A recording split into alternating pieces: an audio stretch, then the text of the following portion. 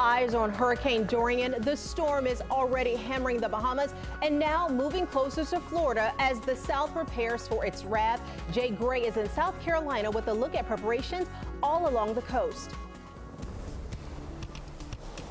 Hey, good morning, Latasha. Overnight, the governor of South Carolina issuing a mandatory evacuation order for this island concern now growing across the potential strike zone. I see one. Oh. Dorian battering the Bahamas with violent winds 185 miles an hour sustained, gusting to over 200. Soaking rains and a storm surge in some areas 2 stories high.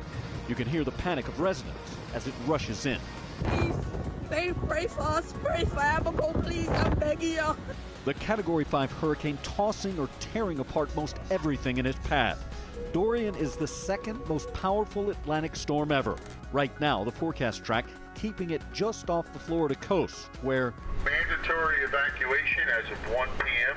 Evacuations have started. The governor warning Dorian doesn't have to make landfall to cause major problems. This storm at this magnitude could really cause massive destruction. States of emergency stretch from Florida through the Carolinas right now. Residents stocking up food and water. Some boarding up, others packing up and pulling out, all with the same hope. To have it turn east and go north so people won't die.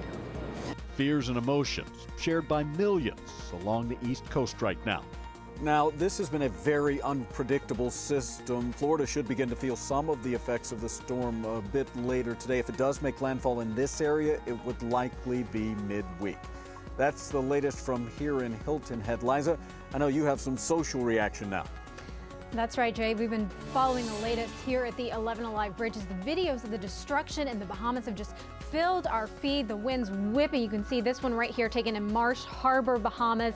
That was yesterday, and that's not the only one. Just the boats and the homes. People really sharing these videos, trying to get the word out. And many of these videos were actually taken when the eye of the storm was passing over, and officials were busily trying to get the word out. Do not do that. Not advisable at all. Urging people to go inside and seek shelter. Now, meanwhile, hurricane hunters have also been at work. This is new video from overnight as they have been monitoring that storm. Of course, the Florida beaches, people are watching anxiously as well as preparations are being made, and we're going to keep a close eye on this. But Wes, I'm also seeing a lot of images of the eye of Dorian circulating. What can you tell us about that? Yeah, a lot of people were outside during the eye because you had like 3 or 4 hours. The storm was moving so slowly. This is how the eye forms. A thunderstorm, they're just all, a hurricane is just a bunch of thunderstorms moving in a big circle. So that's rising air essentially. However, the middle, that's where air that has risen has been forced to fall right down the middle. The air will also fall on the outsides of the hurricane. And that's part of the reason why I think we're actually going to be really, really warm